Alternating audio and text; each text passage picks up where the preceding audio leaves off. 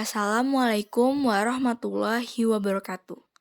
Halo semuanya, pada kesempatan kali ini saya Jihan Sekila Firnanta beserta teman saya Indah Khaira Jahra dari PB1C akan membahas tentang materi memahami kebudayaan Islam. Selamat menyaksikan dan semoga bermanfaat. Pada slide pertama, ada definisi kebudayaan Islam. Menurut ahli budaya, kata budaya merupakan gabungan dari dua kata, yakni budi dan daya. Budi bermakna akal, pikiran, pendapat, dan perasaan. Sedangkan daya berarti usaha dan upaya manusia yang dikerjakan dengan menggunakan hasil pendapat untuk memperbaiki kesempurnaan hidup. Oleh karena itu, kalau kita bicara budaya, berarti kita membicarakan kehidupan manusia dengan segala aktivitasnya. Menurut Edward B. Taylor, kebudayaan adalah keseluruhan yang kompleks mencakup pengetahuan, kepercayaan, kesenian, moral, hukum, adat istiadat, dan semua kemampuan, kebiasaan yang diperoleh manusia sebagai anggota masyarakat. Pengertian kebudayaan yang dinyatakan oleh Edward B. Taylor tersebut mencakup beberapa faktor diantaranya. Pertama, kebudayaan adalah suatu kesatuan dan satu gambaran. Kedua, kebudayaan meliputi satu ikatan hasil karya yang bersifat psikis, sehingga tidak dapat dilihat secara nyata, namun lebih merupakan ekspresi secara emosional maupun mental. Ketiga, kebudayaan terdiri dari hal-hal yang sifatnya material, kesenian, atau perilaku dan moral dalam keluarga. Keempat, kebudayaan merupakan penekanan pada perbuatan manusia yang mengarah kepada keteraturan dan kesinambungan tertentu yang berwujud adat, kepandaian, hal yang biasa terjadi sehingga bukan suatu hal yang berdiri sendiri-sendiri. Slide selanjutnya masih dengan definisi kebudayaan Islam. Menurut Konjoro Ningrat, yang ditulis oleh Jalaluddin dalam bukunya Psikologi Agama, membagi kebudayaan menurut bentuk dan isinya ada 3 macam. Pertama, sistem kebudayaan atau cultural system. Suatu kebudayaan yang berwujud gagasan, pikiran, konsep, nilai-nilai budaya, norma-norma, pandangan yang bentuknya abstrak. Kedua, ada sistem sosial atau social system, berwujud aktivitas, tingkah laku berpola, perilaku, upacara, serta ritus-ritus yang wujudnya lebih konkret dan dapat diamati. Ketiga, ada benda-benda budaya atau material kultur sebagai kebudayaan fisik atau kebudayaan material. Benda budaya merupakan tingkah, laku, dan karya pemangku kebudayaan. Kebudayaan Islam merupakan suatu sistem yang memiliki sifat-sifat ideal, sempurna, praktis, aktual, diakui keberadaannya, dan senantiasa diekspresikan. Al-Quran memandang kebudayaan sebagai suatu proses dan meletakkan kebudayaan sebagai eksistensi hidup manusia. Kebudayaan Islam adalah hasil akal, budi, cipta rasa, dan karsa manusia yang berlandaskan pada nilai tauhid. Islam sangat menghargai akal manusia untuk berkiprah dan berkembang. Perkembangan kebudayaan yang didasari dengan nilai-nilai keagamaan menunjukkan agama memiliki fungsi yang demikian jelas. Maju mundurnya kehidupan umat manusia disebabkan adanya hal-hal yang terbatas dalam memecahkan berbagai persoalan dalam hidup dan kehidupan manusia sehingga dibutuhkan suatu petunjuk berupa wahyu Allah serta sabda Nabi Muhammad sebagai asas kebudayaan manusia Islam yang selanjutnya tumbuh dan berkembang menjadi suatu peradaban, yaitu peradaban atau budaya yang Islami. Allah mengutus para rasul dan jenis manusia dan dari kaumnya sendiri karena yang menjadi sasaran dakwahnya adalah manusia. Misi kerasulan Muhammad SAW adalah untuk membimbing manusia menuju kepada sebuah tatanan masyarakat yang berbudaya.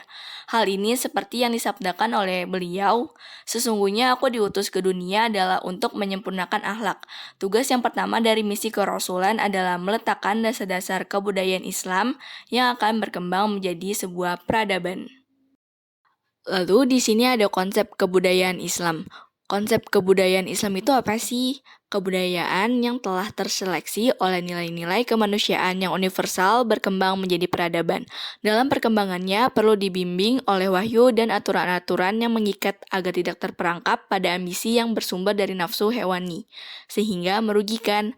Dan disinilah agama Islam berfungsi untuk membimbing manusia dalam mengembangkan akal budinya, sehingga menghasilkan kebudayaan yang beradab atau peradaban Islam. Terus ada prinsip-prinsip kebudayaan Islam. Pertama, ada kebudayaan yang tidak bertentangan dengan Islam. Contohnya jumlah mahar dalam pernikahan. Kedua, ada kebudayaan yang sebagian unsurnya bertentangan dengan Islam. Contohnya itu ada tradisi jahiliyah seperti tawaf di Ka'bah dengan telanjang. Ketiga, ada kebudayaan yang bertentangan dengan Islam. Contohnya budaya ngaben di Bali. Keempat, ada memotivasi untuk menuntut dan mengembangkan ilmu. Kelima, ada tidak membuat perusakan. Terus ada nilai-nilai kebudayaan. Pertama itu ada tanggung jawab, yaitu kesediaan menanggung segala risiko atas konsekuensi dari setiap perbuatan yang dilakukan.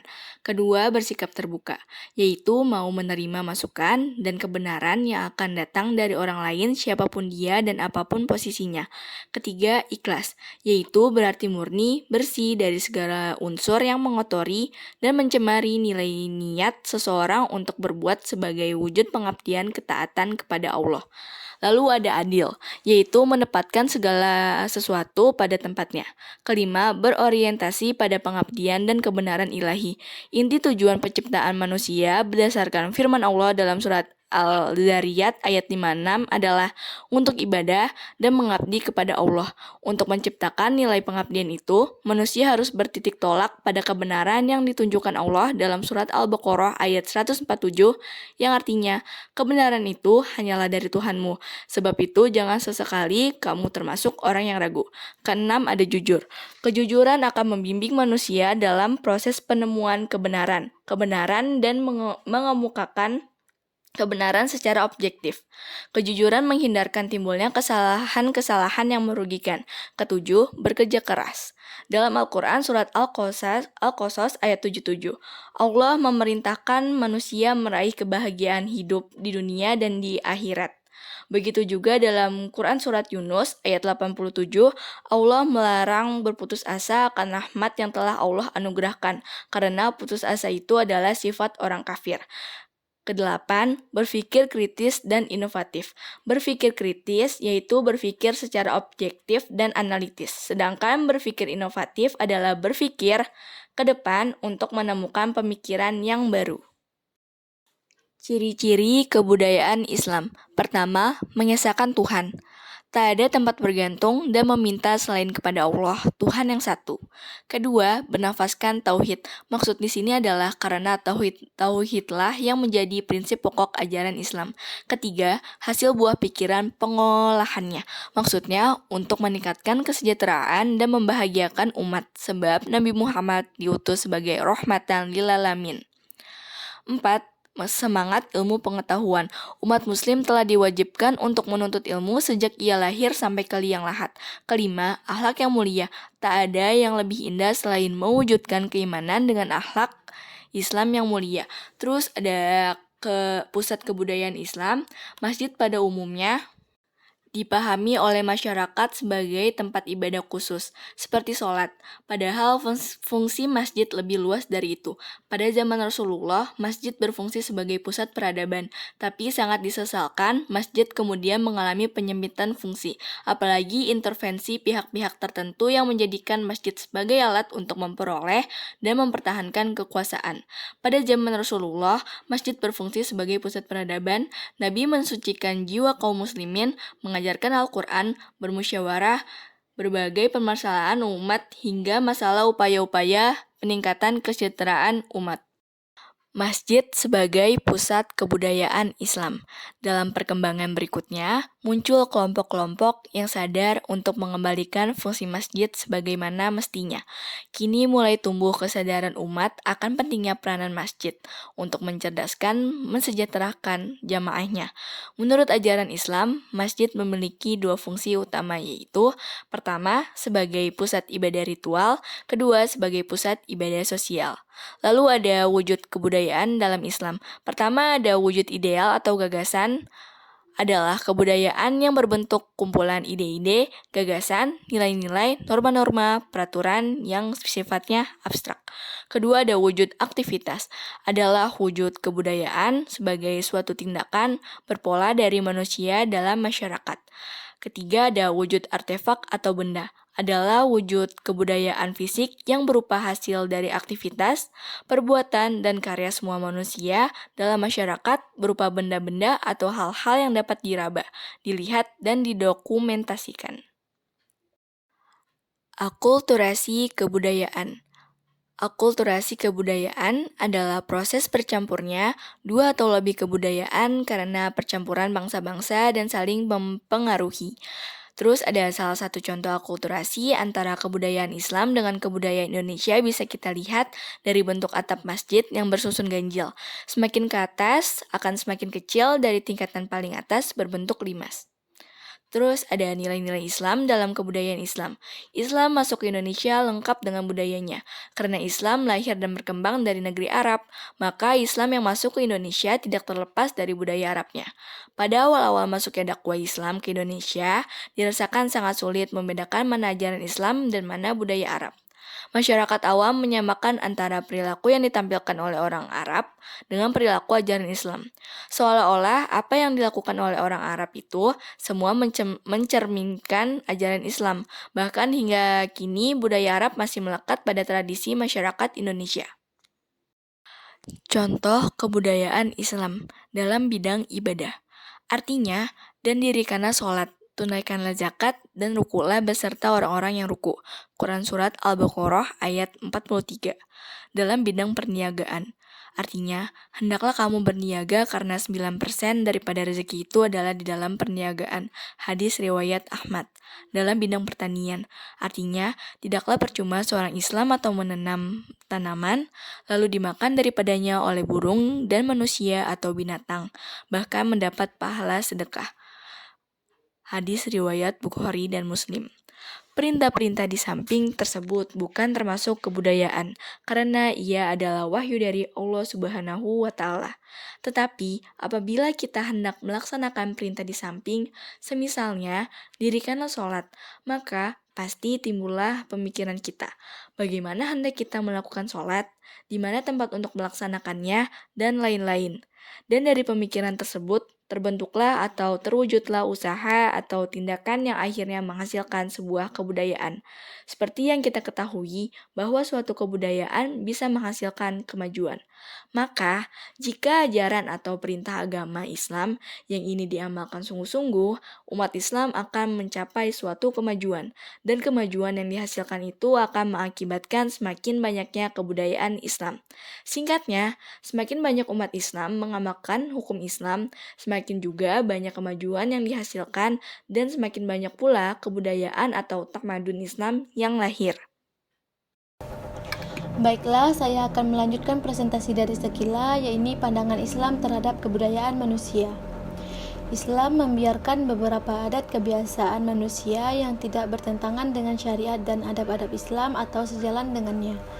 Oleh karena itu, Rasulullah Shallallahu Alaihi Wasallam tidak menghapus seluruh adat dan budaya masyarakat Arab yang ada sebelum datangnya Islam.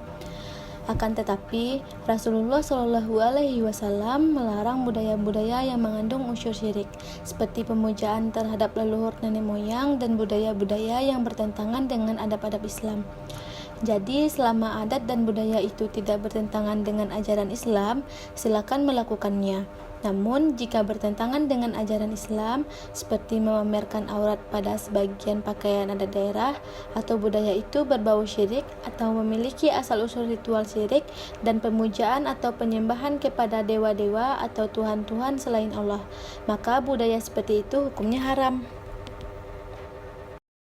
Selanjutnya, hubungan Islam dan kebudayaan. Saat Islam datang, masyarakat Jawa telah memiliki kebudayaan yang mengandung nilai-nilai yang bersumber pada keyakinan animisme, dinamisme, Hindu, dan Buddha. Ajaran Islam dan budaya Jawa justru saling terbuka untuk berinteraksi dalam praktik kehidupan masyarakat. Sikap toleran terhadap budaya lama yang dilakukan Wali Songo dalam menyebarkan agama Islam di Jawa ternyata cukup berhasil. Para wali membiarkan budaya lama tetap hidup, tetapi diisi dengan nilai-nilai keislaman. Perpaduan Islam Jawa yang telah dilakukan oleh para penyebar agama Islam di Jawa masa lampau ternyata memberikan sumbangan besar terhadap perkembangan budaya Jawa. Budaya Jawa semakin diperkaya, nilai-nilai ajaran Islam yang menjadi sumber inspirasi dan pedoman kehidupan bagi masyarakat pendukungnya. Perpaduan Islam dan kebudayaan Jawa dapat kita jumpai dalam upacara tradisional. Upacara tradisional merupakan salah satu wujud ekspresi manusia dalam rangka mengungkapkan kehendak atau pikirannya melalui upacara. Dalam upacara terdapat nilai-nilai kehidupan dan budaya yang dimiliki oleh masyarakat. Melalui upacara juga akan dapat diketahui pandangan hidup masyarakat atau hubungan mereka dengan lingkungan sekitarnya. Menurut Koenjaran Ningrat, sistem religi dan upacara keagamaan merupakan unsur kebudayaan universal yang paling sulit berubah dan paling sulit dipengaruhi kebudayaan lain. Selanjutnya, sikap Islam terhadap kebudayaan. Islam sebagaimana telah diterangkan yaitu untuk mengatur dan membimbing masyarakat menuju kehidupan yang lebih baik dan seimbang.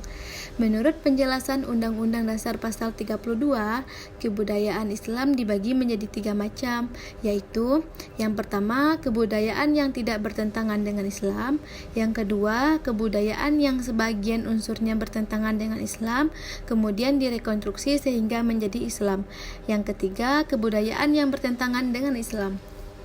Al-Quran memandang kebudayaan sebagai suatu proses dan meletakkan kebudayaan sebagai eksistensi hidup manusia. Islam sangat menghargai akal manusia untuk berkiprah dan berkembang. Perkembangan kebudayaan yang didasari dengan nilai keagamaan menunjukkan agama memiliki fungsi yang demikian jelas.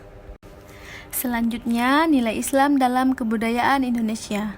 Yang pertama, transmisi Islam ke Indonesia bukan hanya pada sisi ajaran dogmatis keagamaan saja, melainkan juga dibarengi oleh proses akulturasi budaya antara para pembawa ajaran Islam dengan budaya lokal setempat. Yang kedua, dalam pada itu, kalangan Muslim Indonesia sering juga mengalami keracunan dalam memahami mana yang ajaran Islam dan mana yang merupakan hasil akulturasi budaya setempat. Beberapa pola demikian dapat kita cermati dalam tradisi pakaian ala Arab seperti gamis dan sorban. Yang ketiga, beberapa bukti masuknya nilai-nilai Islam dalam produk budaya setempat atau proses akulturasi dapat dilihat dalam pola dakwah yang dikembangkan oleh para wali di Tanah Jawa, seperti Sunan Kalijaga yang menggunakan instrumen pewayangan sebagai media dakwah.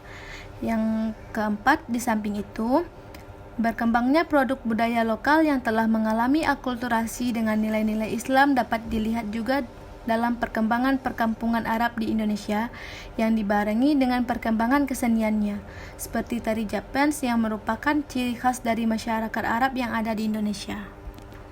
Selanjutnya, sejarah intelektual Islam, yaitu pertama, masa klasik pada tahun 650 sampai 1250 Masehi yang terdiri dari satu, kemajuan umat Islam dimulai sejak dilakukannya ekspansi oleh dinasti Umayyah. Yang kedua, lahir pemikir muslim dari berbagai disiplin ilmu. Yang ketiga, muncul ulama mazhab. Yang keempat, didirikan Masjid Al-Azhar dan Darul Hikmah. Yang kedua, pada masa pertengahan tahun 1250 sampai 1800 Masehi. Yang pertama, mengalami kemunduran ilmu pengetahuan dan ilmu filsafat alam dunia Islam. Yang kedua, kehilangan figur pemimpin ideal. Yang ketiga, umat Islam lebih berfungsi sebagai konsumen daripada sebagai produsen. Yang ketiga, masa modern pada tahun 1800 sampai sekarang. Yang pertama, masa kebangkitan umat Islam. Yang kedua, melepaskan diri dari penjajahan bangsa. Yang ketiga, memurnikan ajaran Islam dari unsur-unsur yang menyebabkan kemunduran. Yang keempat, menyerap pengetahuan bangsa Barat untuk mengimbangi pengetahuan mereka. Selanjutnya, proses perkembangan kebudayaan Islam. Sebagaimana diketahui bahwa agama dan kehidupan beragama telah ada dan tumbuh dan berkembang sejak tahap awal manusia berbudaya di muka bumi. Agama dan kehidupan beragama tersebut merupakan unsur yang tak terpisahkan dari kehidupan sosial budaya tahap awal manusia. Boleh dikatakan bahwa agama dan kehidupan beragama tersebut merupakan pembawaan atau fitrah bagi manusia. Artinya, bahwa dalam diri manusia, baik secara sendiri maupun secara kelompok, terdapat kecenderungan dan dorongan lainnya, yang dalam kehidupan bersama suatu kelompok atau masyarakat yang hidup dalam suatu lingkungan tertentu membentuk suatu sistem budaya tertentu.